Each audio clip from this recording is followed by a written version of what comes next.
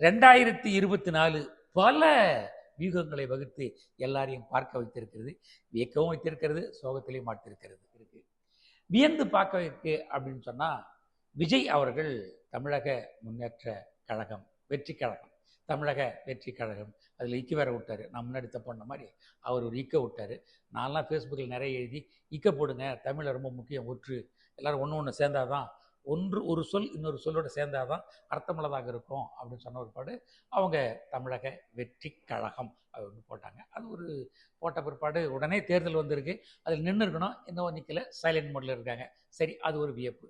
ரெண்டாவது சோகம் அப்படின்னா, கமலஹாசன் தமிழகத்தினுடைய முதன்மை இடத்தில் வருவேன் என்று ஆரம்பித்து, அதுக்கப்புறம் பேட்டரி சின்னத்தை கையில் எடுத்து அதை ஒரு ஒரு ஒரு டிவியில் அடித்து அது ஒரு பேசு பொருளாகி அடுத்த 3 ஆண்டுகளில் பார்த்தாக்கா எதுவுமே கிடையாது, நான் நிற்க மாட்டேன் என்று அவர் சொல்லி, ராஜ்யசபாவில் மட்டும் நான் நிற்போம் ஒரு சீட்டுக்கு, மற்றது நான் இந்தியாவினுடைய ஒற்றுமைக்கும் இந்தியாவினுடைய அரசியல் அமைப்பு கெடாமல் இருப்பதற்கும் ஜாதி சமயமற்ற அந்த இணக்கமான நிலை நாட்டிற்கு இருப்பதற்கும் நான் திராவிட முன்னேற்ற கழகத்தினுடைய இந்தியா கூட்டணியில் நின்று பேசு பொருளாக என் குரல் ஒலிக்கும் அப்படின்னு கிளம்பிட்டார்.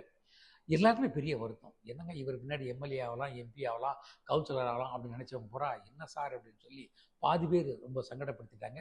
கமலஹாசன் அவர்களுக்கே தோணியிருக்கும், நாம் ஏன் இந்த நிலைக்கு தள்ளப்பட்டோம் அப்படின்னு யோசிச்சிருக்கலாம். அது காரணம் நிச்சயமாக உண்டு. முழுமையாக தன்னை ஒரு இடத்தில் அர்ப்பணித்துக் கொள்வது என்பது ஒரு கலைஞனுக்குமானாலும் தலைவனுக்குமானாலும் இருக்க வேண்டும். ஆனால் ரெண்டும் இருக்கலாம் என்று முயற்சி செய்தது இன்னைக்கு எங்கே கொண்டு வந்திருக்குன்னா, திராவிட முன்னேற்ற கழகத்திற்கு நட்சத்திர பேச்சாளராக தன்னை ஐக்கியப்படுத்திக் கொண்டு அதிலிருந்து ஒரு வியூகம் வகுத்து இன்னொரு நிலைக்கு செல்லலாம் என்கிற நிலைக்கு சமூகம் அவரை இட்டு நின்று இருக்கிறது. கொஞ்சம் சங்கடம் தான், நான் கூட போய் பார்த்து பேசினேன். ஆனால் சூழல்களை புரிந்து கொண்டு அடுத்த அடியை எடுத்து வைப்போம் தான் அரசியலில் புத்திசாலி என்பதால் அவர் நகர்த்தி இருக்கிறார் என்று அவர் கருதுகிறார். அவர் கருதுவதை இப்பொழுது சுற்றி இருக்கிற அவருடைய தொண்டர்களும் கருதுகிறார்கள் என்று தான் நினைக்கிறேன். அது எப்படி சார் நீங்கள் சொல்லுவீங்க அப்படின்னா, சமீபத்தில் நம்முடைய தொல் திருமாவளவனுடைய சிதம்பரம் அந்த தொகுதியில் அவர் பேசுகிற போது மிக அழகாக புரியும்படியாக, சாதாரண எளிய மக்கள் புரியும்படியாக பேசுகிற அந்த வழக்காடு பேச்சு முறை என்பது எல்லாருக்கும் பெரிய சந்தோஷமாயிடுச்சு. இதைத்தான் சார் நாங்கள் ஆரம்பத்திலேருந்து கேட்டுருந்தோம். கமலஹாசன் பேசுகிறாருன்னா முருகு சுத்துற மாதிரியே பேசுகிறாரு, புரியுற மாதிரி பேசுகிறாருன்னா வேற லெவல் என்று சொல்லிக் கொண்டவர்கள்லாம் என்று சொல்கிறார்கள்.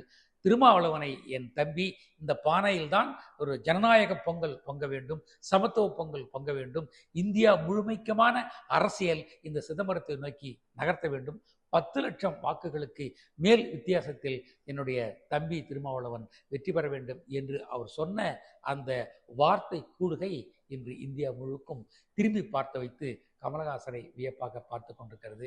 எங்கே சோகத்தில் தொடங்கினாலும் இன்று பெரிய எழுச்சியாக மாற்றி காட்டுகிற அந்த சூழல் கமலஹாசனுக்கு உரித்தானது என்பதை நாம் புரிந்து கொள்ள முடியுது.